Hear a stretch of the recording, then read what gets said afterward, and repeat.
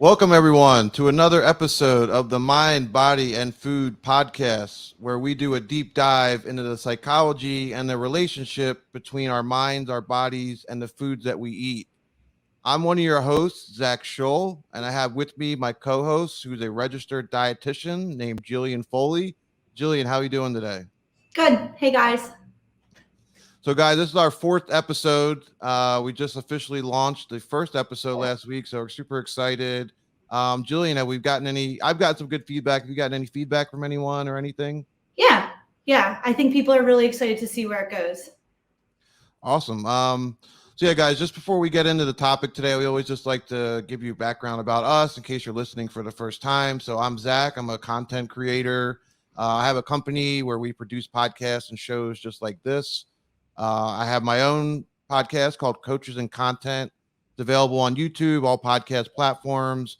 It's about digital marketing and life, and I do a lot of interviews. And Jillian, why don't you give people a little bit about your background and how people can get in touch with you? I am a registered dietitian, more like a food therapist. I don't tell you what to do. I just help you figure it out. Am I losing internet again? Man. Just take that from the top. Motivational speaker. I am a registered dietitian, more like a food therapist. I think everyone thinks I'm going to tell them what to eat, but it's more like I help you understand how to make the right choices.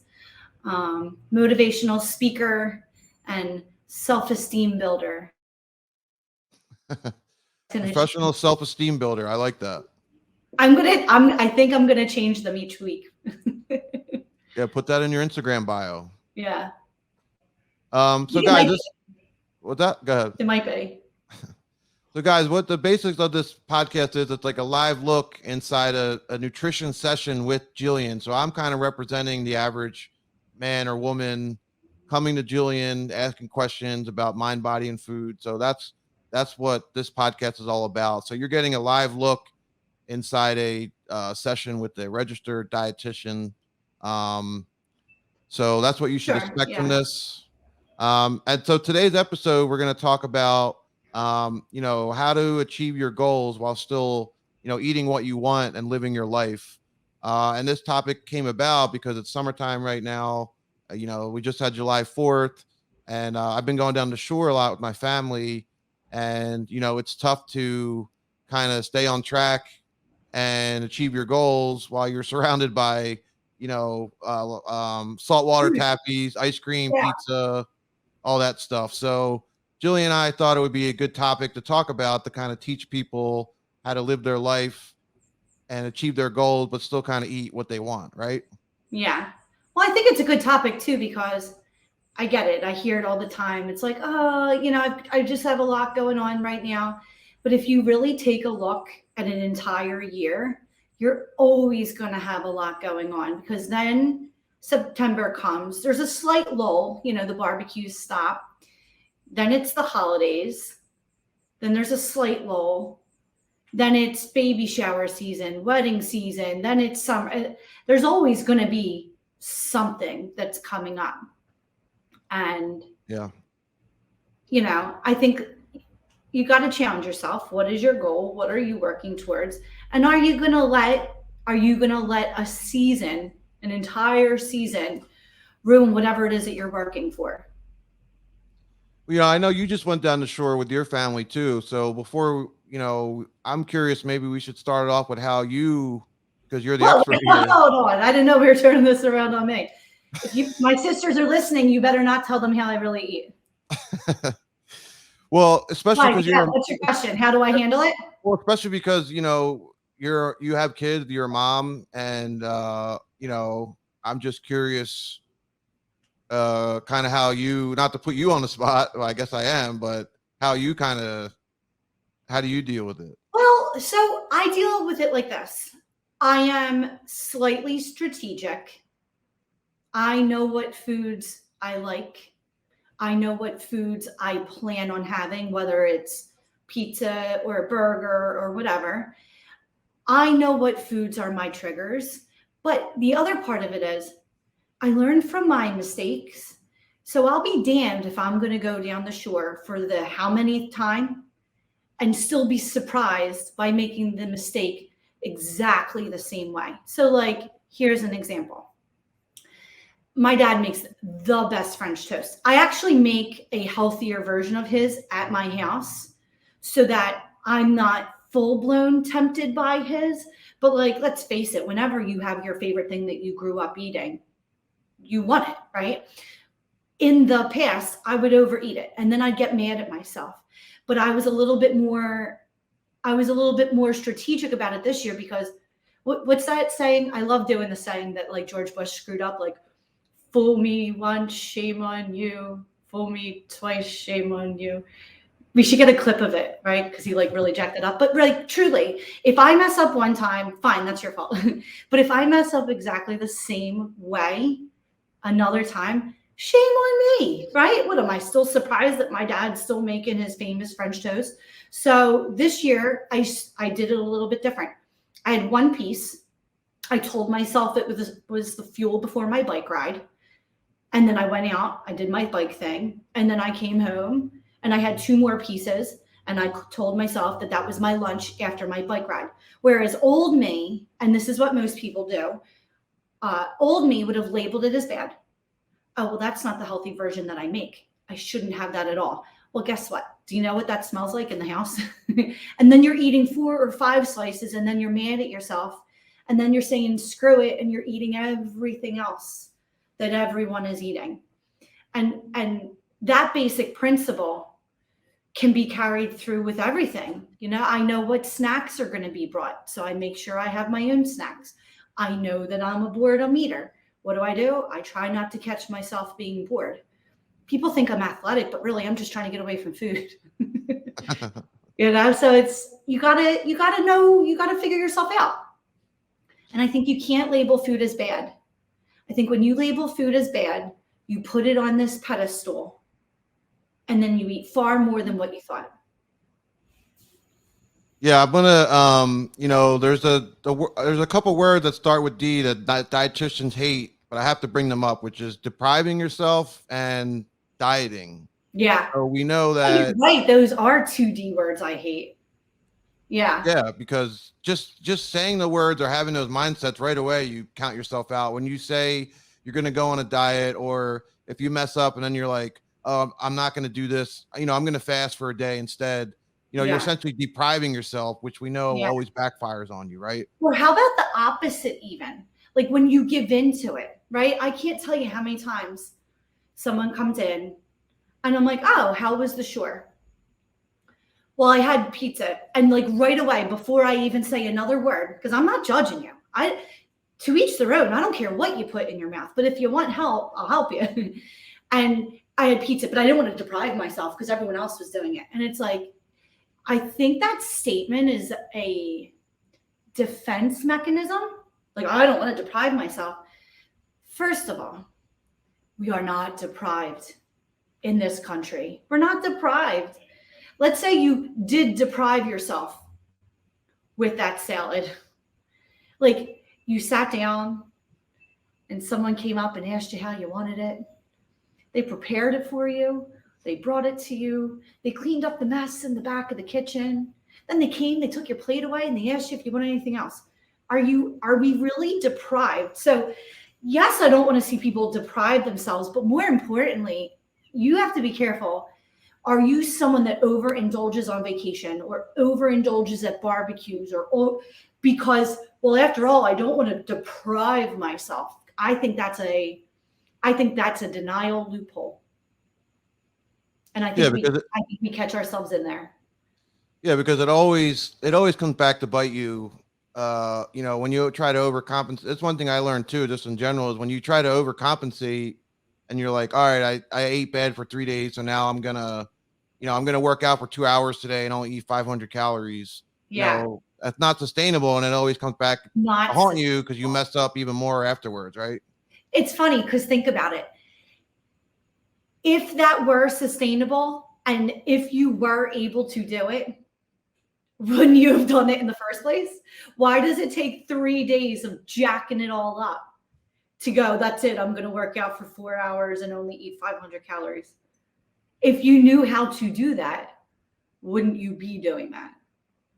But it's diet mentality. I'm starting on Monday. I'm starting on Monday. We're all starting on Monday. I'm starting on August. Today's July 18th, but I'm going to start August 1st. That's a Monday, I think. So how, you made a good point earlier, because I specifically mentioned to you about going down the shore, but you made a good point that like there's always going to be a shore, there's always going to be something. So it's really like a mindset thing of how to achieve your goals and live your life and still eat what you want, because there's always going to be something. So you made, It's always going to be something. yeah. It's funny because as a dietitian, and I never even thought I would like recognize this, I even know when Girl Scout cookie season comes. Who would have thought? But everyone's like, come January 1st, that's it. Like, I'm going to dry January. I'm not going to drink. And I'm sick of all the junk. I'm cutting out all sugar. I see it every single year. I'm like, okay, like, let me know how that goes. And then Girl Scout cookie season comes. And it's like, I had half a sleeve. Why did you buy them in the first place? Oh, because my neighbor's daughter. Give her money. Give her money. Why are you bringing your favorite Girl Scout cookie in the house? So like even Girl Scout cookie season is a problem. Listen, we can't blame them for wanting to support the community. Maybe they get a couple cookies too, but we're just trying to support the community. Yeah, but the point is there's always going to be a season for, there's always going to be a struggle, and you won't succeed until you stop fighting the struggle. Stop fighting. Yeah, I like how you use the word struggle, because I was curious. So how do we, when you feel like you're struggling or drowning, you just get deeper and drown more. So what do you have to flip it where you're not, like you have to challenge Embrace yourself. the challenge. Step one, you got to believe in yourself. If you don't believe if you are struggling and drowning, it's because you're getting stuck in here. You've convinced yourself that, and this is like, oh, I coined this. I'm going to put this in the beginning when we introduce ourselves. So if someone takes this term, they're in trouble. People convince themselves that they're uniquely doomed. Like, you don't get it, my struggle or my self-control or you're not any different. You're not any different. But if you keep telling yourself that your struggle is different and that there's no solution for you, you're right. You got to believe in yourself. That's like step number one. Right. There's a saying, whether you think you're wrong or you're right, or some saying like that. I don't know that saying either, but what is it? We both love saying sayings where we don't know. We know. I don't ever know the saying. We don't remember it word for word. I got to Google this. We need a producer. Yeah. If you're listening right now, Google the saying. Type it in the comments. Let us know where we went wrong. Whether you think you can or you can't, you're right. Yeah. Did you look it up? Yes. Yeah. Henry Ford is quoted as saying it.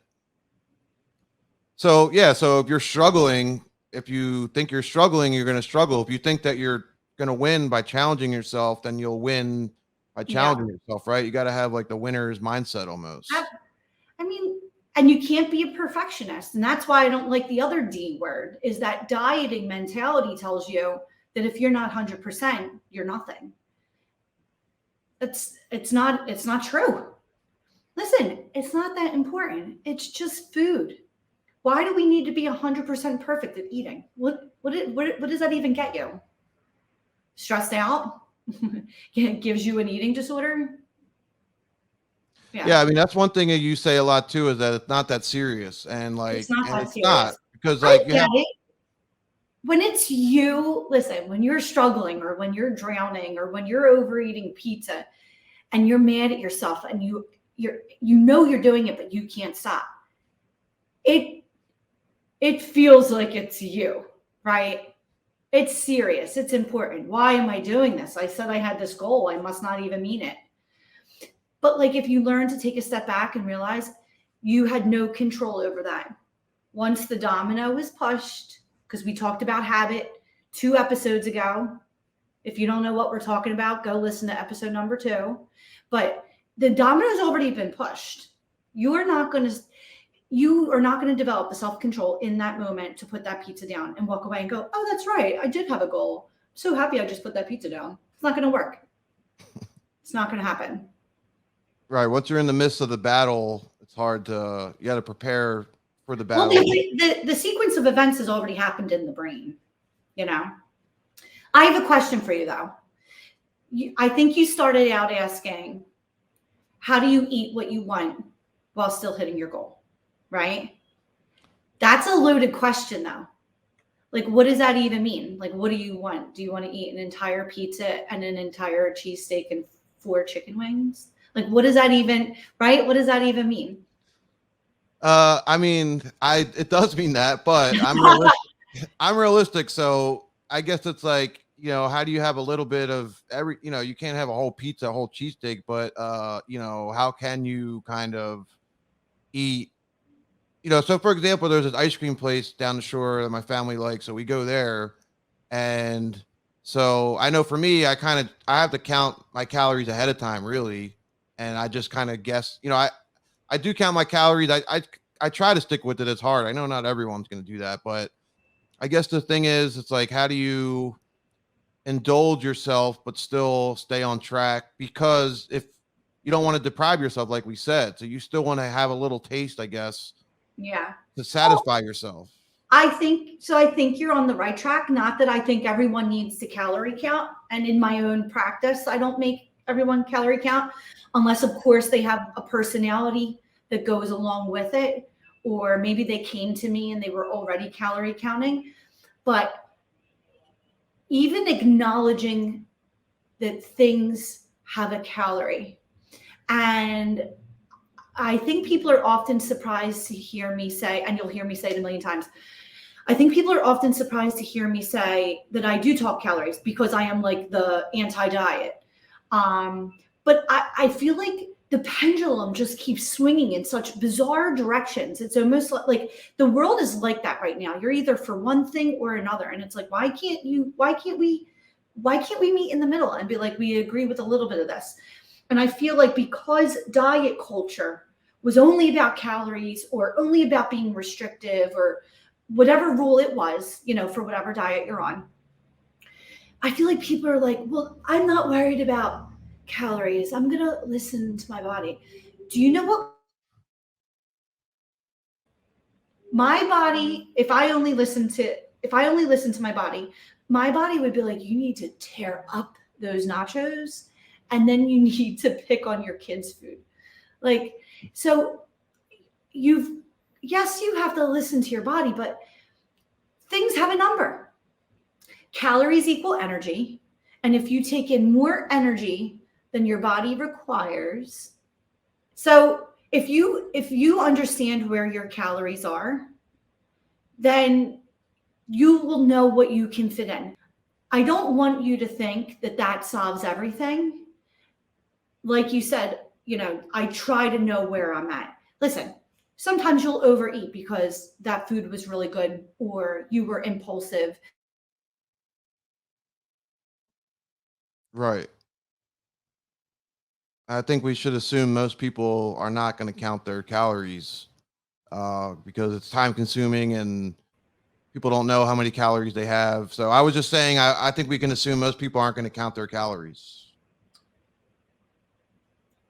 Well, I think you have to know that things have a number, right? The example I always give is you would never walk into a store and pick up a pair of sneakers and be like, oh man, these are nice. Oh, there's no price tag. And just walk to the counter and buy them. Because you'd go, $350, not even worth it. Nope, not doing it.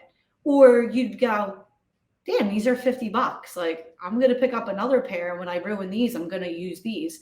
So it's the same principle. You might buy something. You might stop in 7-Eleven, pick up a coffee and pick up a Danish and not even think twice and be like, all right, that's my breakfast. You look in the back, 450 calories. If you're a woman and you're like 5'2", that makes up a quarter of your day. not even a third of your day. Like, I hope you don't like eating because you're going to be stuck having nothing else to eat. And so that's what I like for a person to do, is start just looking at the numbers and going, everything has a number, right? Now, yeah, do we want 4 slices of pizza? Sure. Do we want to eat to complete fullness and not pay attention to it? Sure. But if you eat 2 slices of pizza and you eat them slow and you appreciate them, you're going to be around 600 calories. Can you not fit in a 600 calorie dinner and not feel deprived? Yeah, I think that's a great way to put it. Because everything has a number, and all these numbers add up, and They then all add up. right, and you have a certain number that you need to stay under if you're trying Yeah. to maintain or lose weight. So that's a great way to put it. And I think that if somebody who doesn't want to track their calories, if they at least do it for a couple days and just see how things work, they And might just not see it's realize. worth it. Yeah, they might not realize like the can of soda or whatever might be 300, 250 calories. Like, I think maybe some people either they don't know what goes into it or they forgot. So I think that's a good point for I sure. think you know what? I think people don't know what goes into.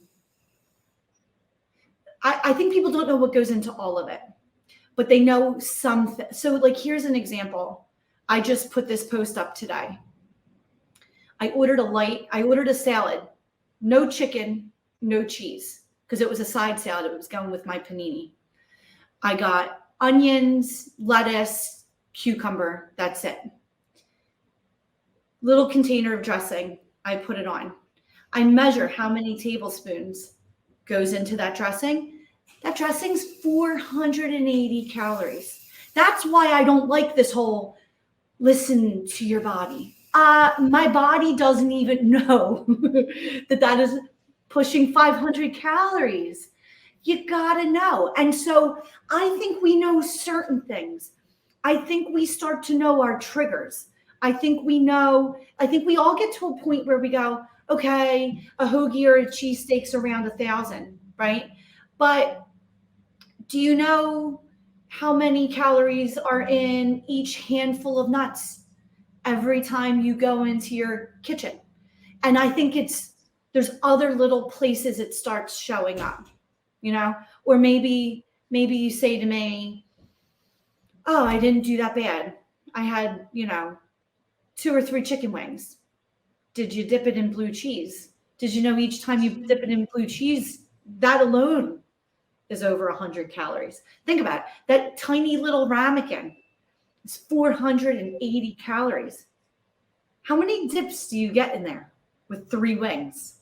You're done. So I feel like I ventured off into a different realm, but I think like understanding your calories is certainly important.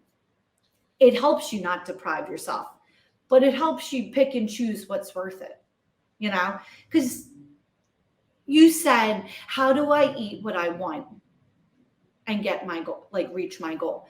And the thing of it is I know that we think that we want to eat whatever we want. And this is often something that you might hear me say.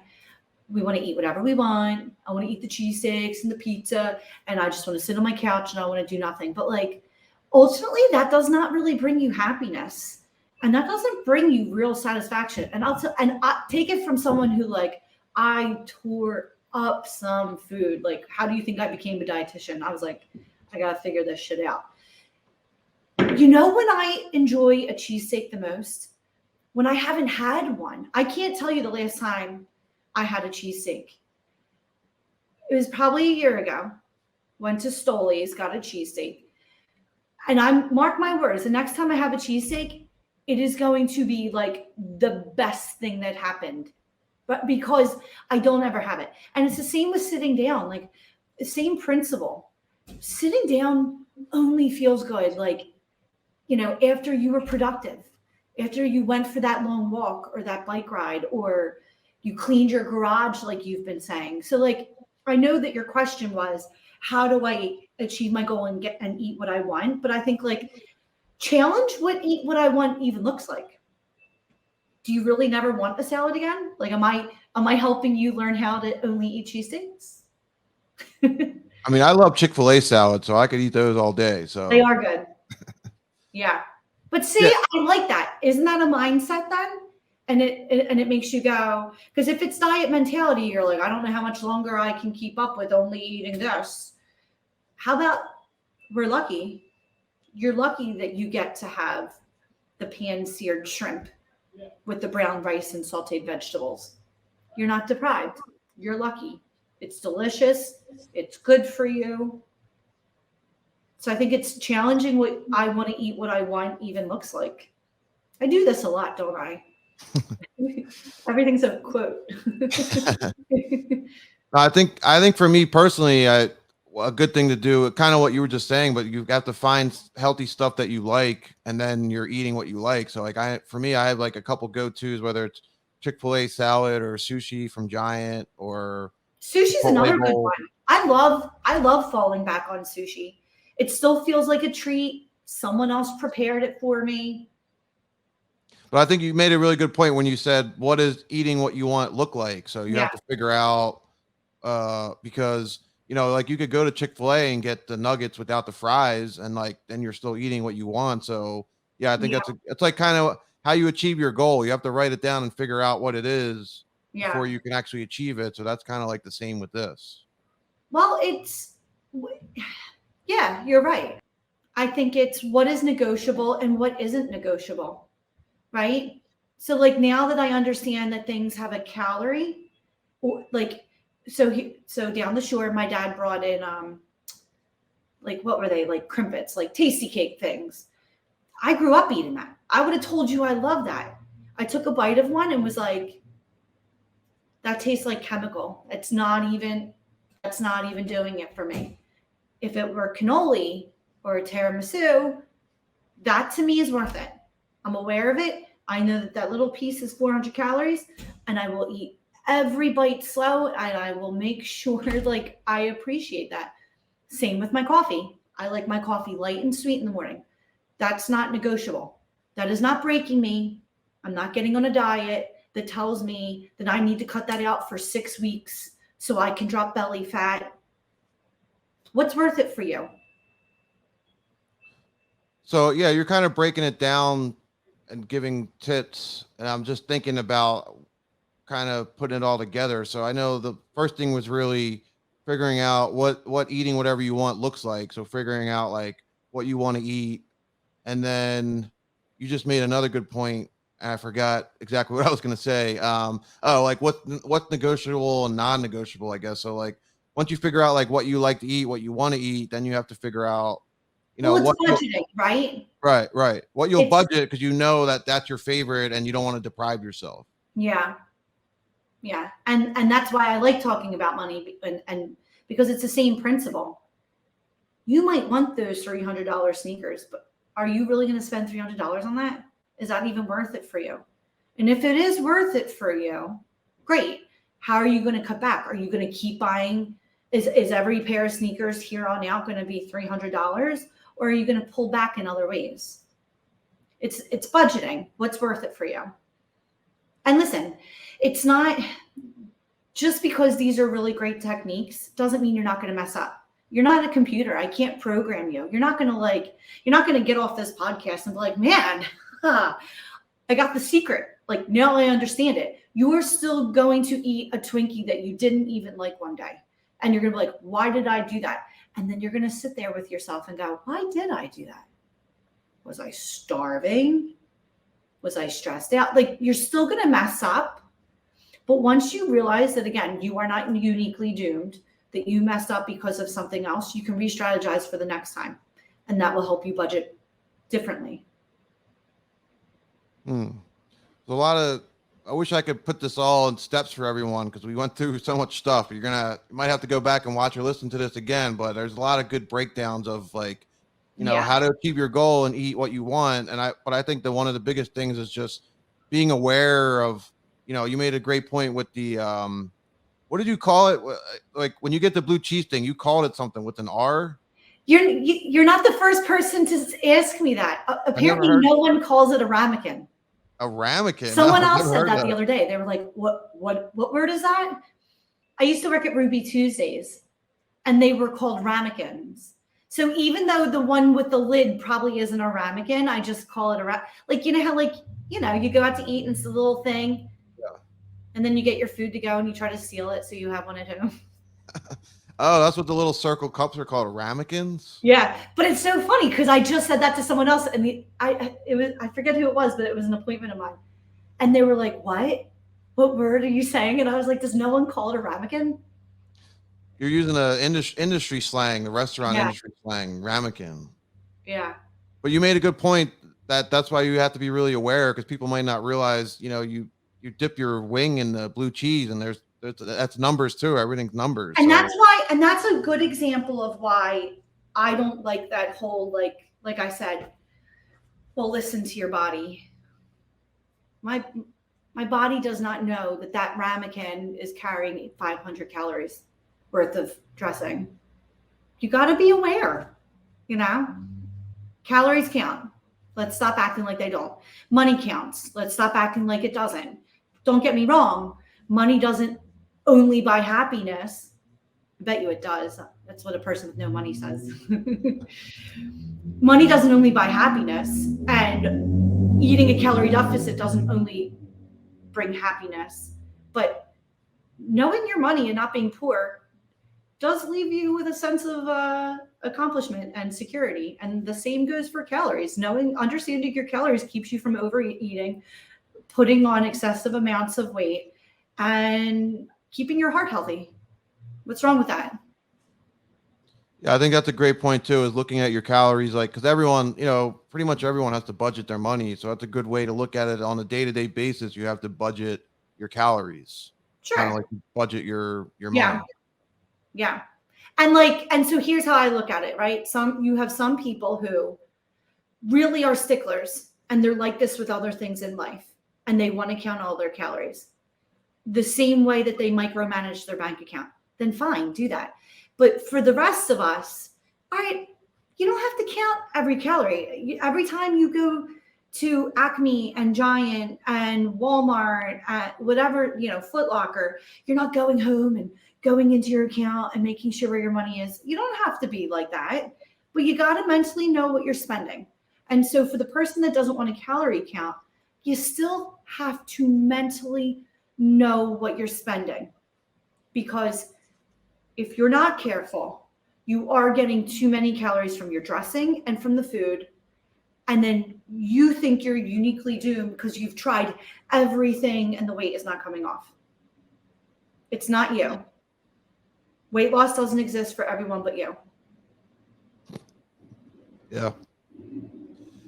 Well, I think as we wrap it up here, wish I could have took notes so I could give a quick summary of how to achieve your goals and still eat what you want. But I guess the biggest thing is just awareness, really, right? Awareness. Challenge what I want to eat, what I want sounds like. What is your goal? Does it correlate with your goal?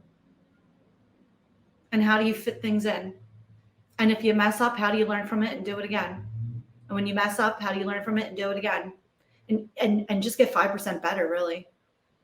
Yeah, and if you don't want to track your calories, you should at least maybe do it for a couple days, because you might not realize, a handful of nuts might be triple the amount of calories you thought it was. So maybe at least get a baseline going or something. Yeah. Yeah, it's a good point. So that's it for another episode of Mind, Body, Food. This is episode 4. So we're banging them out. So guys, we release episodes every week, usually on Mondays. It's on Every YouTube. Monday. Yeah, YouTube, podcast platforms. We release them on Mondays, so you don't have a case of the Mondays, and so you'll eat right at the beginning of the week. So for me, again, I have my other podcast. It's called Coaches and Content. It's on YouTube, all podcast platforms. It's about digital marketing and business stuff and how to get more clients through creating content. I also have a company that produces podcasts like this. So if you want your own podcast or your own YouTube show, feel free to reach out. I'd love to help you. And Jillian, how can people work with you and learn more about you? Where can they find you? You can follow me on Facebook, Nutritionista. On Instagram, it's Nutritionista_1. And you can just shoot me a message on there if you're interested in nutrition counseling. I do virtual, I do in person. So you're a motivational speaker too, right? They can book you for speakings and motivational stuff too. Yeah. All right, awesome. Well, that's it for today. We appreciate you guys watching and listening. Make sure you subscribe on YouTube, subscribe on Spotify, Apple Tell your Podcasts. friends, tell your neighbors, tell your grocer. Tell everyone you know. Tell a friend to tell a friend, because a friend of yours is a friend of ours. And I think that's it for today. So, Jillian, thanks again. And guys, we'll be back next week with another episode. Bye, guys.